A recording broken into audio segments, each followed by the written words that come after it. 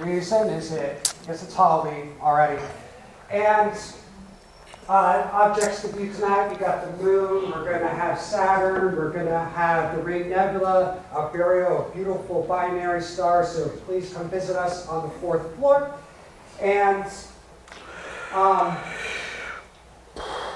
this has been stressful. Thank you so much, Donna Richardson there, and Simon for giving this presentation.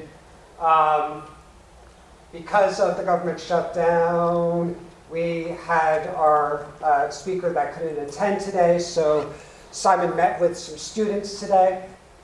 And this is also sponsored by the Harlow Shapley Lecture Series, and this is the second one we've done. So last year it was a great talk. We had, what's the name of it? Do Galaxies, what was that called? Do Galaxies Breathe, yes. And we had a beautiful picture of a nebula on the posters of a galaxy. But, wow. Yeah, it didn't go through me for that. But I would like to introduce our speaker, Simon George. So, directly from SETI, drove over here from Mountain View, California. Wow. He has a PhD in chemistry from the University of East Anglia. And I probably did not say that correct. Anglia. Oh. There you go, you said it perfect. And his specialty is astrobiology by inorganic chemistry spectroscopy. And I just want everybody to give Simon and also Donna a big round of applause for him coming and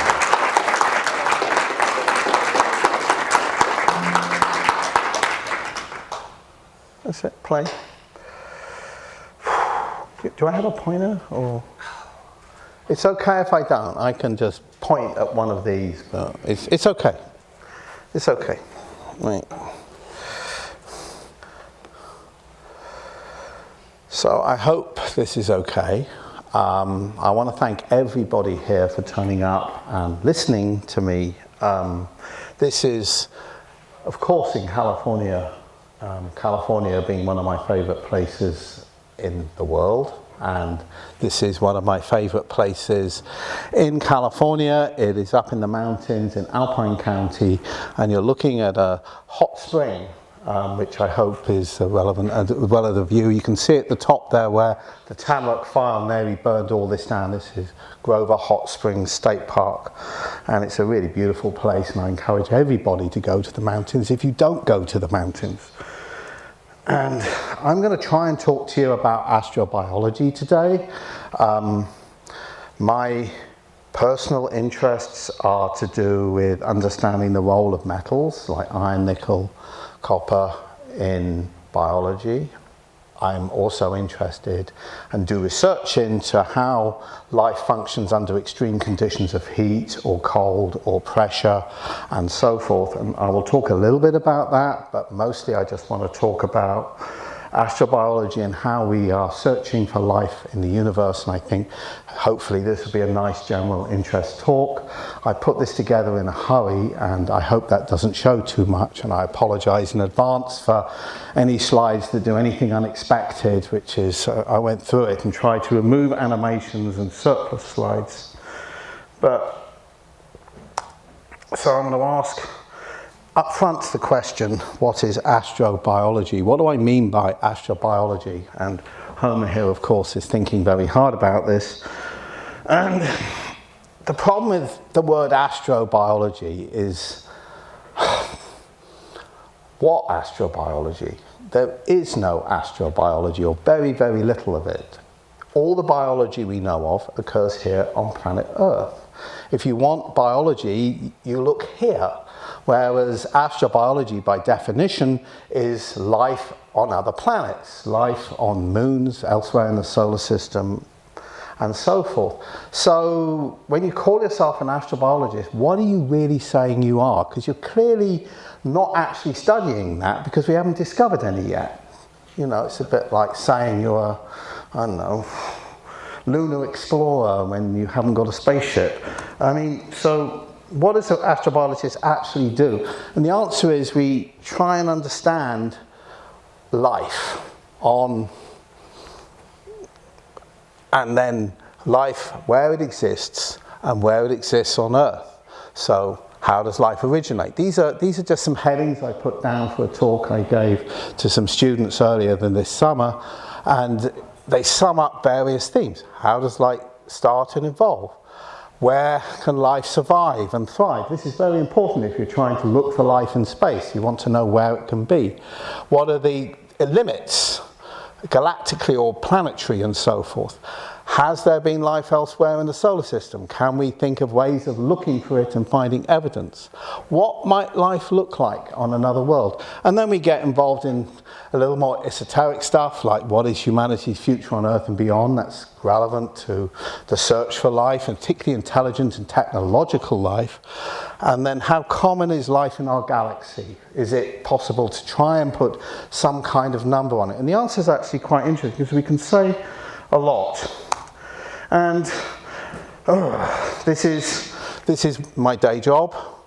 I try to understand life in extreme conditions, what the difference is between life that survives in the very hot and the very cold and so forth. This is something I wish to talk about today, as is that. And the top one, which I haven't got a thing, is something I'd very much like to get into, is to try and understand how life started and how life originated. I suspect that will come through with this. But I work at the SETI Institute, and the SETI Institute was founded, I don't know who's seen the movie Contact. Oh, wow, is it green? Oh, good. So the SETI Institute, if I will have to use both, there we go. SETI Institute was founded about, well, 40 years ago or something, I forget. Yeah, 40 years ago? Yes, I forget the number. By people who wished to answer this question when their funding was cut by the federal government, which sounds familiar, doesn't it? And they wanted to answer the question, are they alone? And they if you've seen the movie Contact, people seen that movie, or is it too old now? Yeah. Oh, yeah, see the older guys, yeah, there you go. And it stars Jodie Foster and Matthew McConaughey, much younger than he is now. And it describes how they thought it was going to work, that they'd go look for super cool radio signals and so forth. Oh, hang on, go away, there we go. I missed that change. But it's based around the question, how many technology, they're looking for technology. And they basically have this idea that they can get numbers like the birth rate of stars, how many of these stars have planet, how many of these are habitable, how many habitable planets get life, how many of those get intelligent life, and then when intelligence emerges, how often do you actually get technology? And that's a key one, right? Because, you know, dinosaurs were probably quite intelligent, as all of us who like watching Jurassic Park movies know, but they didn't develop technology as far as I'm aware. Whereas, you know, it took us to do it. And so, you know, that's a real question and a number. And then another question is how long might a technological civilization remain detectable? When these guys started out, they were interested in radio signals. And they thought that any technological civilization would be a mega bright radio source and getting brighter all the time. But the Earth's getting less bright, because we're getting more focused transmissions, we're not using such long wave. So it may well be that we just have a pulse of radio waves and we switch everything to cable and broadband, or I don't know, anything. So they came, Frank Drake, the man who was on the previous page, who's one of the founders of the SETI Institute, came up with an equation, and it's basically putting these things, you know, the number of civilizations is relative to star rate is equal to the star formation rate, how many planets you've got, whether you get an ecosystem, whether you get life, whether you get, and so forth. And a big part of what we do at the SETI Institute is try to put real numbers. They did make up numbers. They had this conference in 1961 with people like Carl Sagan and other luminaries, and they reckon there'll be 50 civilizations within easy range. That has proven not to be the case. At least they haven't found them yet. If there's 50 out there, they're not finding any trace. So otherwise you'd have heard about it. So this is just a reminder, which I do not need to show you guys, because you have that magnificent museum showing this, the solar system. And I just want to just remind you that we have rocky planets, gas giants, and these things which are so-called ice giants, different kinds of planet. And this is going around the sun, and the sun is our model. And I just want to ask the question where we might find alien life. What are we looking for? So in the solar system, well, in the Earth, okay, that's not alien life, but we definitely find life on Earth. People have talked about Mars. Could Mars, when it was a watery planet, have developed life? Has it left trace? This is a big part of NASA's mission, Perseverance. There are also the watery moons, which I want to touch on. Europa is a moon going around Jupiter, and I keep on wanting to call this enchiladas because I'm hungry. So, Enceladus is a much smaller moon. It's about a fifth of the size. But it's another watery. They're ice crusted and they've got a big ocean underneath. It is believed. I will touch on that. And then, of course, there's the exoplanets around other stars. So I want to just start briefly about Homer again. Sorry, I just keep using him because there's a metaphor. You know, he's about exoplanet. Black one? No? Oh, I went backwards. Oh. And so this beautiful star image is simply to pose the question, how many of these stars contain exoplanets? How many? And how do we know? And so forth. And I just want to briefly bring up, and I will swing away from this, but back some time ago now, ground-based observations from the Keck telescope, this is the Keck telescope, on the top of Mount Kea on the big island of Hawaii, which is a very beautiful spot, another place that's well worth a visit. And this is a publicity shot showing the laser beams. They use adaptive optics. It's a very cool telescope because it has to correct for the atmospheric aberrations or the little clusters, otherwise you can't see very small objects. And they use artificial stars created by laser beams to monitor the way the atmosphere is changing, the sort of little air currents and so forth, and affects the optics to get a stabilized image. Hence these two phaser-like laser beams, which you probably never see because lasers, by definition, you don't see, you just see the, you can't see the laser now, can you? Yeah, no, right, so that's made up, but it illustrates the point that it's a very cool telescope. And they managed to get this image, which is utterly amazing in my eyes when I first saw it. The star is here and it's been removed from the image so we can see it. And you can see the date here. So this is over a long time. And this is a star. It is HR 8775 and 799, sorry. And you can sort of see 4 planets. That one there, that one there. And these are big. I showed you the solar system earlier, and Jupiter is the biggest planet in the solar system. These are about 4 to 6 times bigger than Jupiter. They're super Jupiters, so-called, and that's why we can see them directly. And it's a very impressive little picture of, over a long time, directly looking at a star system from above, seeing 4 gas giants moving. You know, the big gas giants. And we can do better than that. We put a telescope. Go back. Thank you. Is that the one? Yes. And so we can do better than that by going into space. These are just very, very big planets. And the goal is to find if rocky planets, and rocky planets are much more important. We live on one. Our planet is made of rock. At least the top of it is. We've got lots of molten rock underneath our feet and iron cores, which is essentially metal. So we have Kepler, and this is how it detects exoplanets, and it looks for transits. So here's a star, and here's a planet going around it. Very big planet, actually. It's ridiculously huge. And when it goes in front of the star, you get, it obscures part of the starlight. Now, not as much. I mean, if anyone's seen transits of Venus picture, you know that for the Sun and Venus, for example, be very small, but you get this little dip. Let's do it again. Can I do that again? No, P, here you go. Do it again. No, it's not going to do it again. If we click on that. There you go.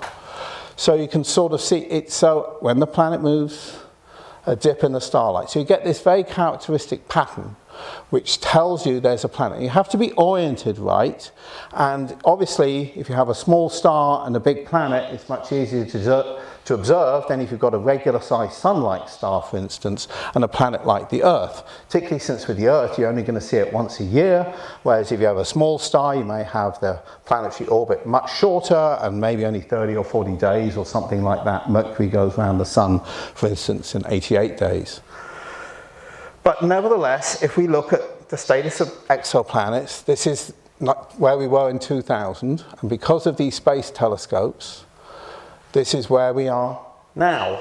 And you can see we have identified, this is the TESS, the Transition Exoplanet Space Observer probe that went up after Kepler.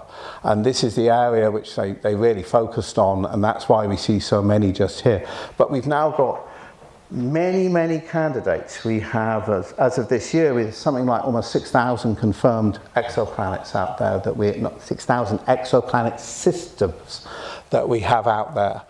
So we're seeing lots and lots and lots of these exoplanets, all of which are prime candidates for looking for life. And just to have the slide that I forgot was there, even though it's right in front of me, there's this distribution, and a reminder, these are the lava worlds, probably no life on those. Ocean worlds and gas giants are interesting. Rocky planets are interesting. Gas giants, less so. These rocky planets, Earth, Venus, Mars, these are the ones that are like Uranus and Neptune, and Jupiter and Saturn, of course, are the gas giants. So take it. And so we can conclude exoplanets are common. This is going to give me the next, yeah, there we go. And so it's enabling us to put some numbers on the Drake equation here, where we can make some comments, but exoplanets are common. And the point about systems here is really important too. About half of the observed planets that we are seeing right now are in multis. It means that, you know, we have lots and lots of planets. You know, it's like our solar system. There are lots of planets there. So I'm going to take a slight pause and we'll take it from there. And I want to just switch gears slightly to more astrobiology and actually ask the question, what is life anyway? And try and put it in a context of what we might expect life to be like in alien worlds. So, astrobiology, so that's what astrobiologists do. And as I think I already said, or at least implied, astrobiology, at least at this point, is studying the planet Earth. Yes, please, we would love to find evidence of life on Mars, but, you know, that's not happened. And so we look at where life is found, how did life start? This one, how can we tell from a distance if Earth has life? How is the Earth different? I can't do all of this. And actually, what if we view Earth as an exoplanet? What do we feel? This, of course, is the famous Earthrise picture from the Apollo moon missions back in the 70s. So, this is a whole lecture, but what is life? And this is life on Earth. Plants, butterflies, all of this. And this is all complex life as well. But most life on Earth, and certainly how it started out, is simple life. So you can envisage it like, this is a prokaryotic, this is a bacteria. There are two kinds of prokaryotes, single-celled organisms, which are constructed like this. One is the bacteria, and then there's the archaea, which are distinct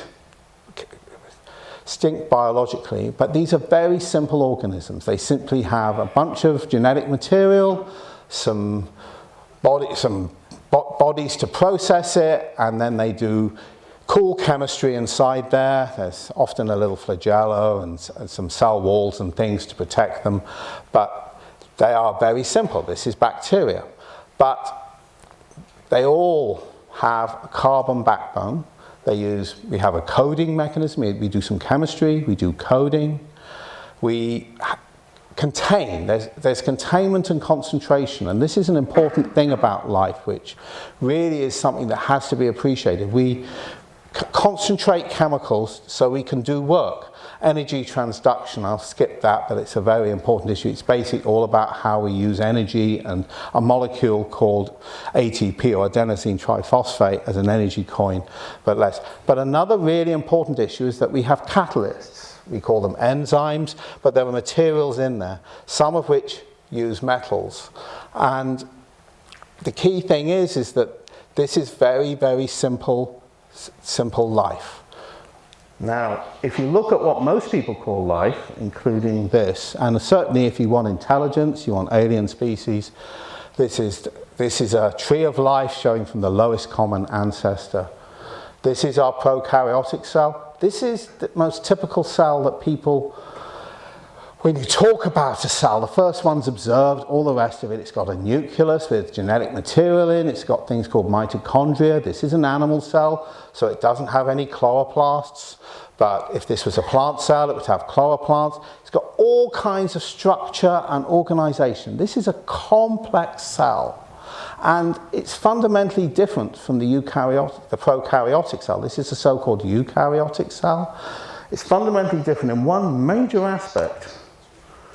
That's the size ratio. Our cells are big, they're complicated, and this is where intelligent life is going to come from. It's also energetically unlimited. These things are limited in how much energy they can process. This isn't. This is why I can do this. This is why I can think. This is why I can operate, and so forth. Another key issue with life, as apart from just making the point about prokaryotic, is what elements you need to make life. And, you know, we talk about the basic six: hydrogen, carbon, nitrogen, oxygen, phosphorus, and sulfur. And that is just wrong. I don't know either word. People say it, and they go on, and we need these things. You also need most of these. These are the metals you need. Iron is so ubiquitous in life. Iron is, you look skeptical, my friend. No. Iron is so ubiquitous in life that it's almost there with the other six. Not quite. There are some organisms out there that don't need iron. Most of them are modern. Iron, we are an iron world. The world is made of iron. And so it's very important, these form fundamental functions, and so forth. This is a time graph, by the way. And so this is the 17 essential elements of archaea, and likely of primordial life. And so as we go through time, you'll notice more come in. And this is today. These are all the metals that have been implicated in life in some way. All organisms have at least some of these, pretty much all of these, and then some don't have iron, they have manganese instead. Some have these rare earths, but these are very modernly evolved bacteria and so forth. Even things like arsenic and tin seem to be playing a role, and it's a huge number. And I think it's an important take-home point as to why. And I don't care about these. These are a bunch of chemical structures, and they really don't matter. But they do matter in the sense that the roles that these fancy metal clusters play. This is a iron, sulfur, molybdenum, carbon, little nano cluster that occurs at the center of all bacteria that take nitrogen from the air and convert it to ammonia. This is a hydrogen processing cluster called the H cluster. It will actually metabolize hydrogen. This is just moving electrons around, which you can do with any piece of wire, so it's like biological wire made of these little clusters. Oxygen processing. This is the terminal magnesium 4 calcium site in photosystem 2. What's important about this? This is the this is a respiratory enzyme, this is crab blood. This cluster evolved 2.5 billion years ago, something like that. It is responsible for just about every molecule of oxygen in the atmosphere. All oxygen. If this cluster, which is a little chunk of mineral really, it's a manganese, oxygen, calcium, every bit of oxygen comes from that. In you, You have this in every cell of your body. It is where all the oxygen ends up. Oxygen's important, right? Crabs use this to move their oxygen around. Nitrogen, this is another. Nitrogen, we live in a world that is 79% nitrogen gas.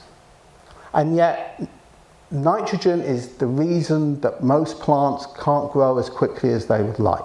All you do is spread nitrogen. This is the basis of the Green Revolution that increased agricultural production by a factor of 7 after the Second World War. And they just put nitrogen on the ground with a bit of phosphorus. And suddenly, you know, nitrogen roll-off is now a big environmental problem. But nitrogen is limiting. If biological nitrogen fixation in some bacteria that live in root nodule, incredibly important. So bearing in mind the metal thing, where can we find life? And already we're putting a limit on it, because since metals are so important, right, we have to have metals available. Rocky planets. You're not going to find life in gas giants. You're just not, because there's no metals there. There are galaxies which have very low metal content. They're not going to have any life, at least not as far as we understand it. And I think, so on Earth, and this is an area which I like to, this is where I study, I want to just think, we look at extreme environments, start again. On Earth, one of the things we like to study is where can we find life on Earth. So these are extreme environments. You can sort of see shallow water hydrothermal, hot springs, super acidic lakes and volcanoes, deserts, acid mine.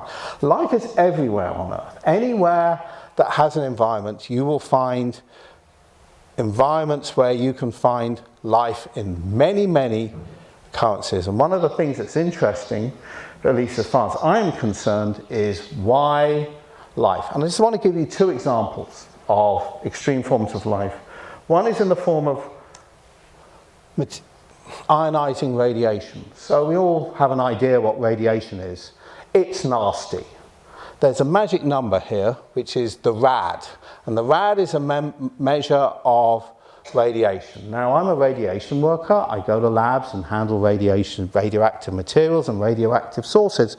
They try and keep my exposure down to less than 100 millirad. I've never even blipped the counter. It gives you some idea. You know, it's a dental x-ray gets me more radiation exposure than I get in these labs. 500 rad will kill me. 1,000 rad will kill me in a couple of days. So this particular bug, the Deinococcus radiodurans, which was discovered in 1956 when they were trying to use food irradiation to sterilize food, and they discovered that there was a bacteria, this stuff, which can grow normally at 1,000 times the lethal dose for people. And I mean the immediately lethal dose, not the one that kills you after 20 years from cancer. And it will happily grow at, well, 1,000 times. What's that? That's another, 3 times that, 3,000 times. And there it is, happily growing. When you hear about them, oh yes, we've got microbes to survive in space. This is what they're putting up there, because it's just tough. And it's got all these mechanisms. It's got its genetic material, it's duplicated, it can repair each other, it's got really amazing antioxidant capabilities, its cell walls are wheeled. And it turns out, actually, that it's an interesting question. This is all about living in very dry environments. The same bacteria, or very similar bacteria, are found in dry environments. And if you have a bacteria that can survive dry environments, it can also survive lots and lots and lots of radiation, to the point that you have trouble in nuclear reactors. These are various papers which I just dug up at random because I think, and this is a nice picture of the Osiris water bath cooling of a research reactor in Solvay, France. And the water cooling system, including this blue environment, in these reactors routinely gets clogged up with bacteria, which is amazing. is just like, you know, there's this nice sentence in this paper. One bacillus survived, 1.5 million rads when we try and make sure that we don't get more than 10 millionth of that when we work with radiation, of combined gamma and photon radiation, which was surprising. Let's say that again. This stuff is tough, and lots of bacteria can operate in these regions. They have to clean them out every year or so. They actually have to do a desludging operation, which is quite cool. The other kind of extreme life I want to talk about is submarine hydrothermal vents, which I imagine people might have heard of. People heard of those? Yeah, I know you have. So these are things that occur at the bottom of the ocean, and this is a map of all the observed ones, and you can sort of see that, you know, they occur on the sort of volcanic faults where you expect to see volcanoes and things under the ocean. And there's basically two kinds, black smoker and white smoker. It really doesn't matter. These ones tend to be hotter and these tend to be colder. The point is that if you look at how they work, you have superheated water coming down, and it gets heated by hot volcanic rocks at some incredible temperature, and then it comes out the top, dissolves lots and lots of minerals and so forth, and you end up with a sort of plume. And depending on the heat, you end up with a black smoker if it's really hot. Look at the temperatures, by the way. From the white smokers are cooler, but the black smokers are like up to about almost 400 degrees centigrade. And so how can things survive down there? Can we get life? The answer is they're teeming with life. There's so much life there, it's amazing. And it's absolutely pitch black. So there's no photosynthesis happening, but you can sort of see various organisms, sort of plants here. The colors are almost incidental from the two. And it's just worth just looking at the variety of life. These are shrimp. There's shrimp, they're different shrimp. There's crabs, there's snails, there's this eel, which is one of the alpha predators down there. Lots of shellfish. Volcanopolis is this wonderfully bleached octopus down there. And then there are these tubes. They're not tube worms, they call them tube worms. I don't quite know why they call it because of this. These don't even have a mouth or a gut. They just have this big internal vacuole system, which is filled full of bacteria, which take in nutrients from the water and then feeds their host worm, which is there. And so it's worth looking. So here's the tube worms, the giant tube worms. These things are long. The shrimp are kind of cool because these things on the back of them, these are so-called naked retinas. These are their eyes, and they can see very faint lights in case they get lost, and you happen to see their eyes down there. And these shrimp, and so they're so-called naked retina. So they're just big light-sensing patch, a nice, you know, precursor to what an eye might look like, for example. You get lots of microbial mats down there, things like you see around the hot springs I showed you earlier. And of course, this is a bacteria. It's not actually from a hydrothermal vent, but it's typical of the sort of thing that you get down there. And it only grows in the around about 100 degrees centigrade region. It's the temperature that you want this Pyrococcus furiosus. So you end up with these microbial mats. And the cool thing is you have, dollar signs. See? They weren't there. Because I had to switch from a Mac to a PC because technology, guys, technology. But food web is the way to be thinking about food. And so you have this immense food web of all these organisms either eating each other or being eaten or whatever. You notice here, this guy, of course, is top of the tree. This sort of crayfish-like animal is also there. This one here, I think, unfortunately, have been mostly there. But at the bottom of the chain, there are these bacteria which do all the work. And the word is chemosynthesis. It's not photosynthesis. We get all our energy from photosynthesis. Light comes onto plants, makes carbon dioxide, makes sugars, we go away, proteins, we go away, eat them, or we eat an animal that eats them. It really doesn't matter. Here they use, and this is a big list of stuff. This is far too technical, and I'm sorry about that. But the bottom line is you have a chemical and energy-rich vent plume here, and then the microbes can eat that, and then the animals eat the microbes. And this is how the food chain starts. But it's all driven by the volcanic hydrothermal vent. These things are also interesting because they only last like a few decades. They move around the bottom of the ocean, which is why it's important. If one dries up, the animals and so forth actually have the ability to work out where another one is. And they actually do glow very slightly. They sort of make the rocks sort of glow. So to shift gear again, and then I'll come back, I just want to talk briefly about life. And I'm saying how did life start?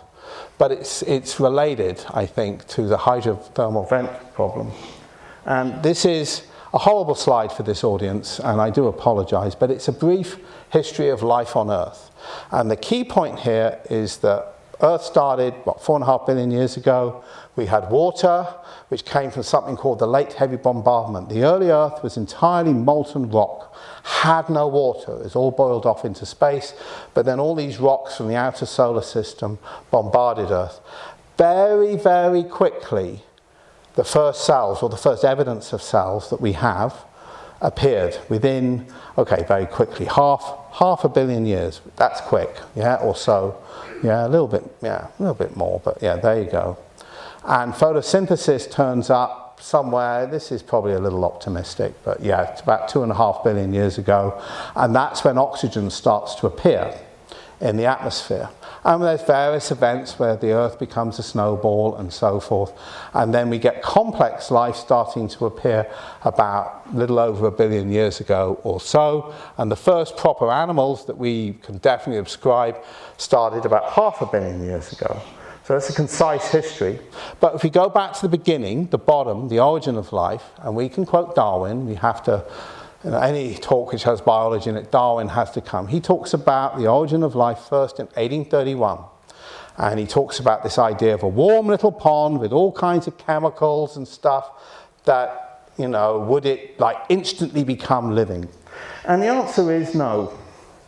Not to be blunt.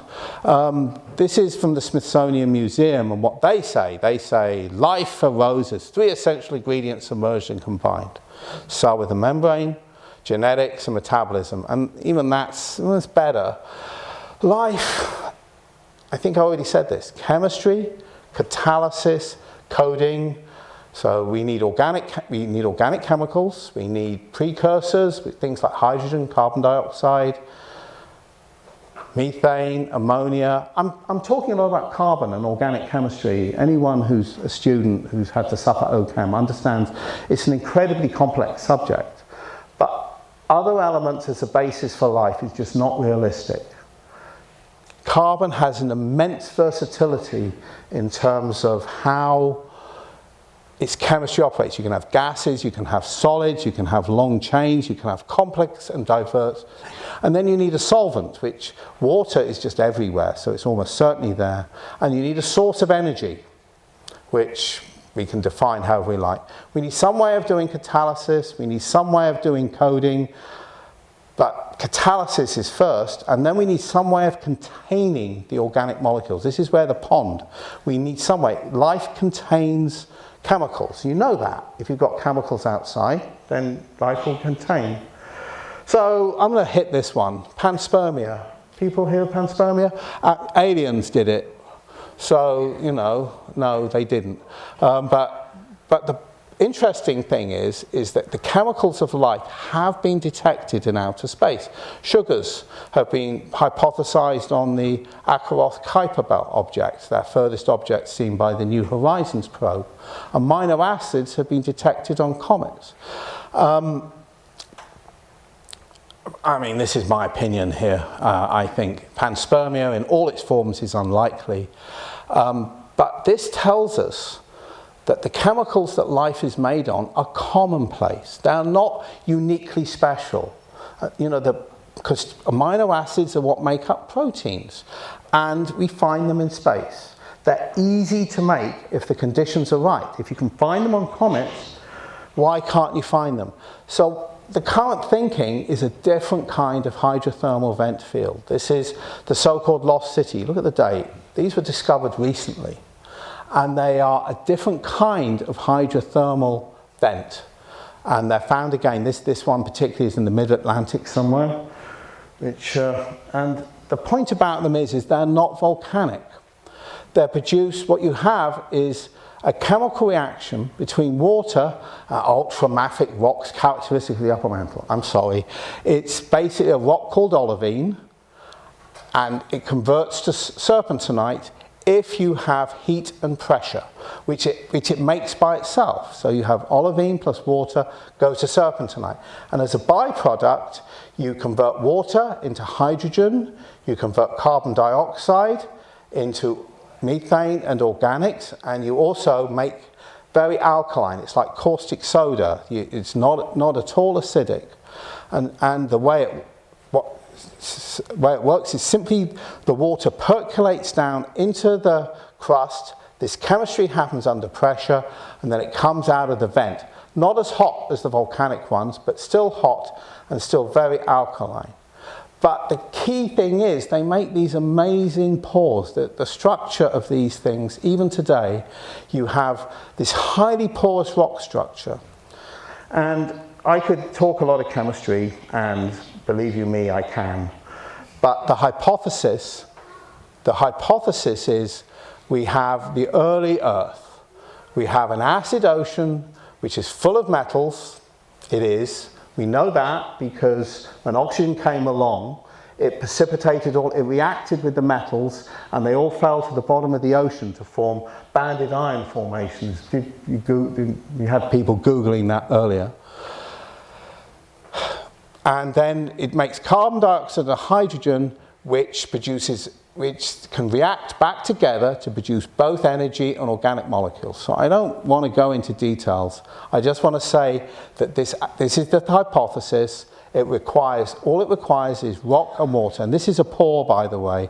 And the analogy as a containment vessel for an early form of cell where the initial chemistry could have happened in some open way, and the first life cells were in fact contained within these porous rocks, is a theory. This is the chemical details. We don't need to worry about that date, except to point out the heavy involvement of metals yet again. And so the ingredients for the origin of life may well be an atmosphere with lots of carbon dioxide, which was true of the early Earth, olivine rock, which is everywhere. We find it on comets, we find it in space. Mars has got lots of olivine. You talk to any geologist about planets, they think, we need an acidic ocean full of metals. The early Earth certainly had that. And then we need the alkaline hydrogen vents to form, which should form as a consequence of this. And why is this relevant? It's relevant for Europa and enchilada. Enceladus, see, it's infectious. Europa is one of the 4 Galilean moons of Jupiter, and it's probably the most important from our point of view. And here's a nice big picture of it. This is a little close-up. You can see it. It's covered in ice, but under the ice it is believed there is a liquid ocean caused by tidal thing. This is a NASA picture. And so the question is do we see hydrothermal vents on Europa? And Enceladus also is much smaller. It goes around Saturn. It's a much smaller moon, but has a very similar. You see ice quakes. You get ice plate tectonics where the ice moves around in big chunks around there. So you get little plumes of water coming out. See these cracks and these cracks here? You sort of get water released, and this has been observed by previous probes. And so, okay, this is basically spelling it all out, what I just said. It's the alkaline thermal vents. Are they present on Europa? And the point about proto-life is that all you need, under the theory at least, is a mildly acidic ocean with dissolved metals. Is it true? Well, they launched a space probe in 2024, last year ago. There we go, not quite. It did a flyby by Mars in March. It's going to arrive at Jupiter in 2030, and it's going to do lots of flying around, but it's planned 50 flybys of Europa to see what's there. This is the so-called Europa Clipper. Let's see what we see. Do we see hydrothermal vents? That would be an amazing discovery in itself. So what about life on exoplanets? So this is the end. And this is where we introduce the idea of a biosignature. It's a symptom of life. And what we're doing is we're trying to see if there's any evidence of things that Earth life produces, but we see them, or patterns of Earth life gases. So things like oxygen is an obvious one. Ozone is another one. We have an ozone layer. Methane and nitrous oxide both can be produced by life on Earth. Dimethyl sulfide, it's a common constituent of our atmosphere, actually. We all know it. It's the smell of the sea.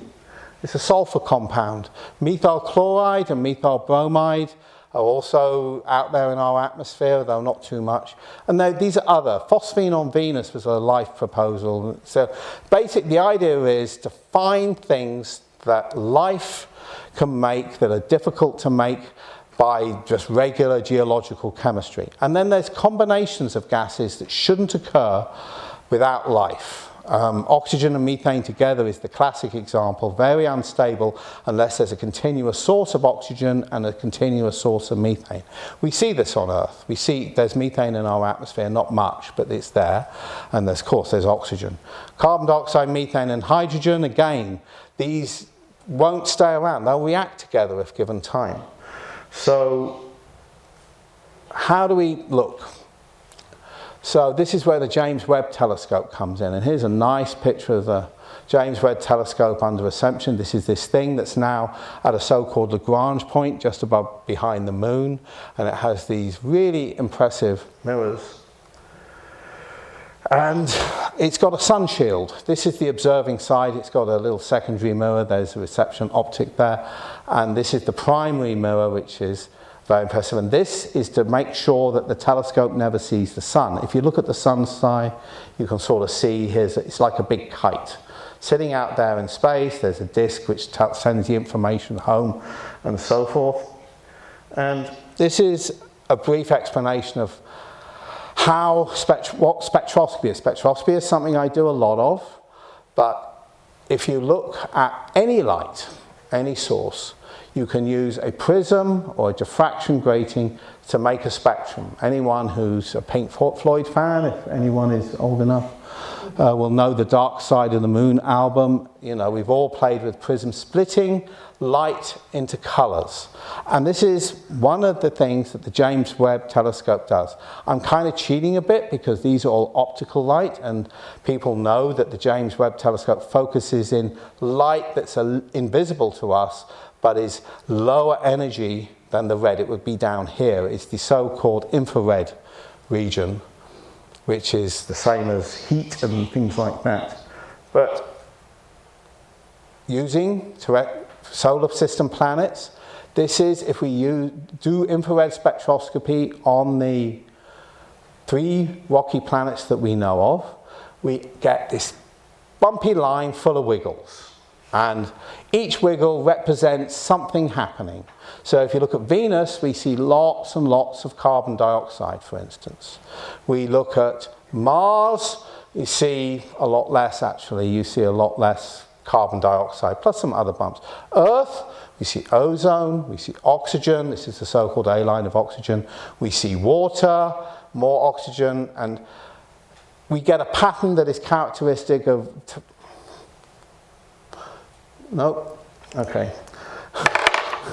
I used it up and I'm back to gesticulating. It's okay. So how do we measure exoplanet spectra? So remember this transiting.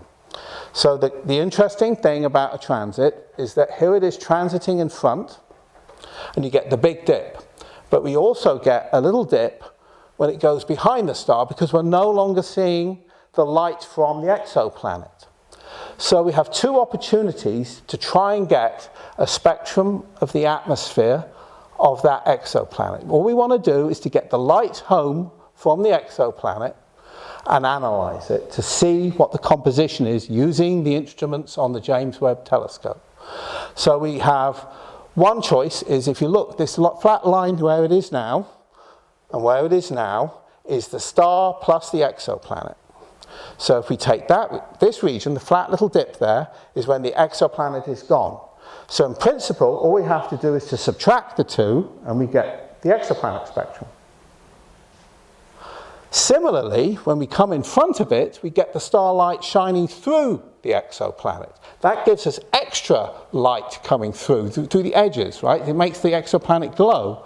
And so if we look in this region and we sort of compare it with these regions, we might be able to get information there. So we have two chances of getting a spectrum from the exoplanet. So this is called transit photometry, planet shadows.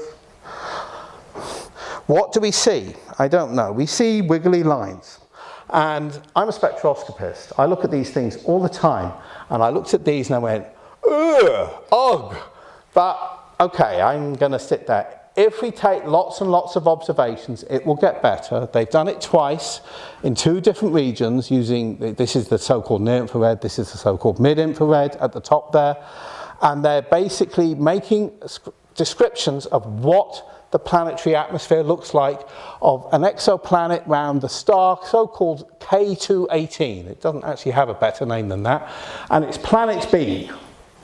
So I presume there's a planet A and quite possibly a planet C. I frankly don't know, but I do know about this one. And they detect methane and carbon dioxide.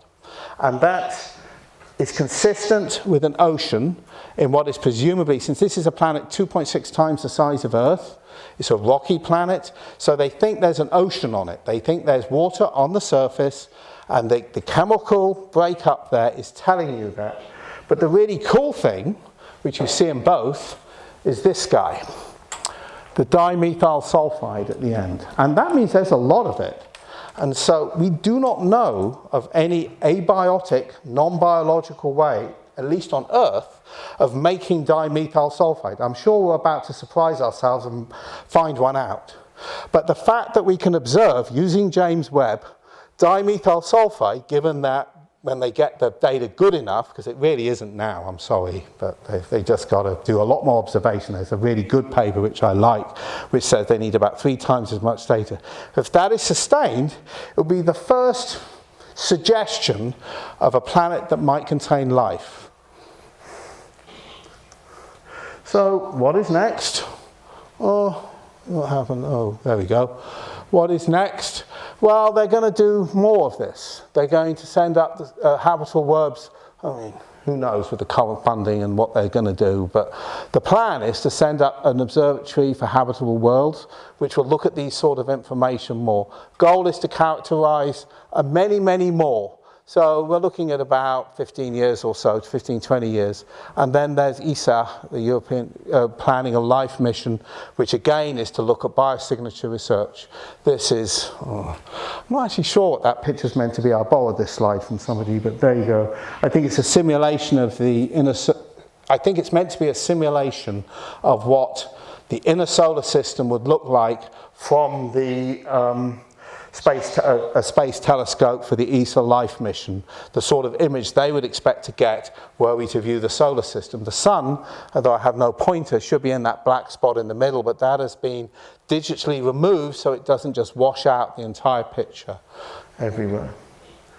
So I want to thank a couple of people. I want to thank Stephen Kramer, who is my colleague, who's the person I work with on a daily basis, who I just have to thank because he's just a great guy. Doug Caldwell is the guy who helped me out with some of the exoplanet pictures that I've shown you.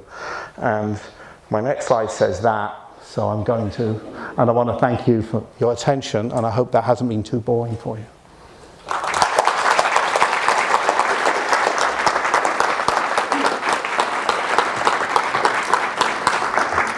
So what we're going to do is about 3 minutes, take a little bit of a break. I know some people have to get over to the Great Valley Museum to get... They said that the gas giants, there's no metals, for, say, in the gas giants, there's a gaseous surface, we don't really see down to the middle of it. So I was kind of wondering, is there a rocky core, a pile of junk in the middle of, and do the metals that go into that atmosphere get sucked down to the middle through gravity? How does that work?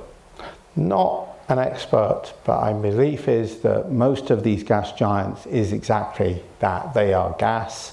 As you go down, you get sort of slush gas. And then you might be some of the really heavy stuff at the middle, but it's way down in the bottom there, and it's going to be cold and all that sort of stuff. So many of these do not have a rocky, people are hypothesizing no rocky core for Jupiter, that if you actually in principle could fly through Jupiter if you could work out a way of defeating the gravity and the cold and the pressure, all of which will defeat you. So yeah, I think that's how that works. Astronomer, prove me wrong somewhere. No? Okay, good. So I have two questions. So one is related to survivorship bias. So then if you're looking at current biology here on Earth, and you're looking at structures that we are only knowing, how can we say that, I don't know, there's so much to science that we don't know, but Yeah, it's like saying, you're right. So, but we have to go with what we know, and I think that there were two levels to this, and I think if I'd had more time and lots of lectures, we could have discussed this. The first is, what did life in space is very likely to be the simple stuff. You'll find, if you go online, you'll find all kinds of reels with Professor Brian Cox and others saying, it looks to me like if we go out to the galaxy, we're going to find a whole lot of slime. And the key point of the jump to complex life is definitely a survivor bias. There's this concept of the great filter, and some of them are not nice, which stops technology developing. Why aliens are rare. So there's an argument called the rare earth hypothesis, that life might be common, but complex life is not. And the answer is we need a really super stable environment to have life become complex and technological and so forth. And we've had 4.5 billion years of that, with some editorializing and a few snowball events and mass extinctions and so forth. But we are in such a boring spot. We are not even in a spiral arm of the Milky Way galaxy. We're outside one. We pass through a spiral arm every a few 100 million years or so, and we spend such a short period of time in it. We just shoot through. Our orbit is super special. And so we are probably, this is like living in a small town of Nebraska of the galaxy, I mean, but if you want to, survive long times, that's where you want to be. And so, it could well be that we've just been very lucky as well. So, but to answer your question in terms of life elsewhere, it's the best we have. We have no reason to believe that life will be fundamentally constituted differently. Now, what do I mean by that? I don't mean that we could go to an alien planet, pick up the slime that we find there and eat it and find nutritious proteins and sugars and so forth.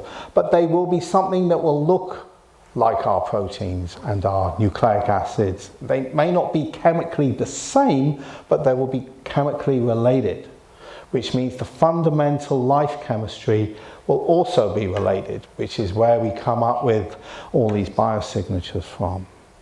Does that go towards you answering your question? yes. Okay. Go for it. And there's questions back as well. Okay, I can hold it. Oh.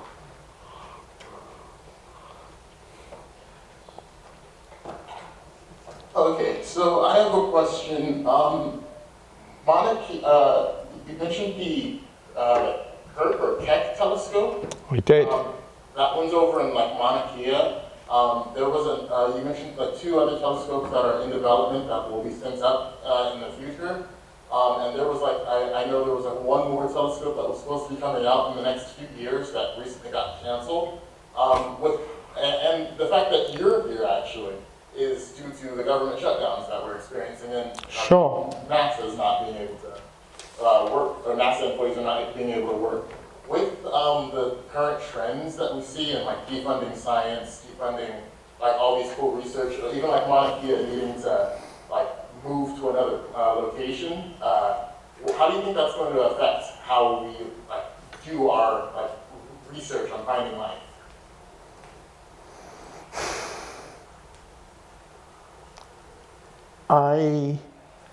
The United States was for many years the place, if you wanted to do cool science, use big scientific instruments like synchrotron radiation, these facilities that you've been deliberately placed all over the country in these various national laboratories like SNAC National Accelerator Center, Argonne National Laboratory in Stanford, Argonne National Laboratory in Chicago, Brookhaven up on Long Island, and so forth. You would come to the United States, and particularly coupled with the immigration crackdown, that is going to change. In fact, it's already changed. That this place is not seen as the mecca for science, to use that religious and metaphor, that it used to be. And this is just simply the next stage in that. Now, I hope it changes. I hope there will be a reversal. I hope they will go back, because it is technology, science, the spin-off, the people that it attracts here that have made this country the technological leader of the world by far. And I'm not talking about tech and software and everything, I'm talking across the board. People come here, they want to study, they want to do a bit of science, and they go out, start companies and all of that. So that's my political answer. In specific question, I hope NASA is largely insulated from a lot of the funding cuts, so it has been hit very arbitrarily, as far as I'm aware. I have a son who works at the Houston Space Center. I hope he's okay. I mean, I'm worried that they might decide to sack him arbitrarily because he's not that old, but it's not a good thing. And what will he do? He will pick up his family and he'll go move to Europe, probably. You can't do that and expect to remain the leader in the world and the first to the moon and the first to Mars and everything. You just can't. So, that's my answer. I think I'll shut up at that point, otherwise I'll get into trouble and get cancelled by somebody.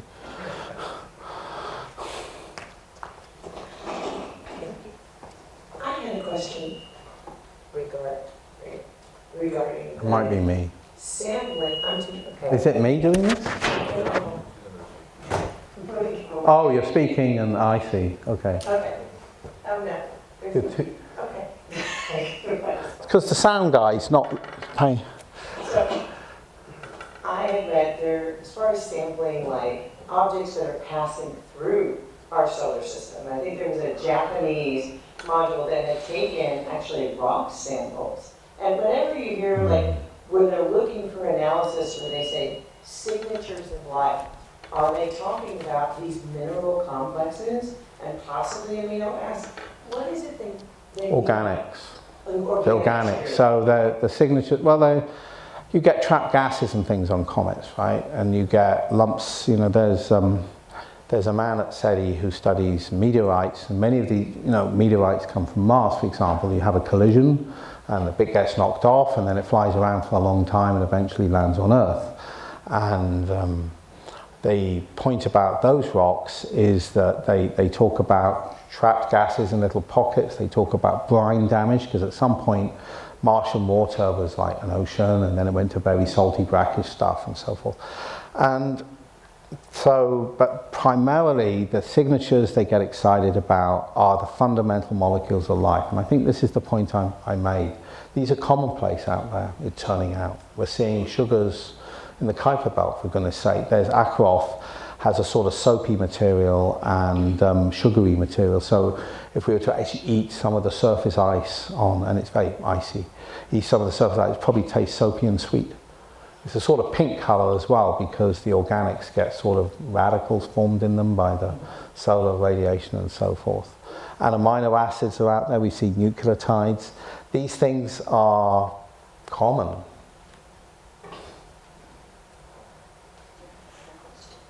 No? So, obviously, from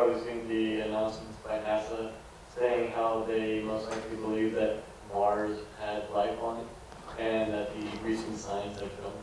So what signs specifically, or what signs which give you hope, or possibly show new connections, like how you were saying, it may show like similar chemical structures that you can see somewhere else? So the recent NASA announcement was from a rock sample in the Perseverance rover, and what has happened is there are people, including people working at the SETI Institute. Janice Bishop, for example, is a very eminent scientist who works in the lab next door to me, and she studies dried up deserty regions and looks for what does life leave behind, what sort of little structures in the rock and so forth does it leave behind. And she's found some characteristic signature markers, these specific geological patterns, which and they found something that looks very similar on Mars. Now the word looks is relevant here because all we've got is photographs. So if we do the return sample mission, which would be nice, then we can tell much better by doing proper analysis in a lab. It's what we need. So that's what they've seen. Again, it's a hint. It's not evidence. You know, it's like, you know, hey, from a distance this looks like a traffic light, therefore, you know, there must be a road there, and then it turns out to be something else, right, when you get up close. And the wrong size and everything, although that's probably not the problem here.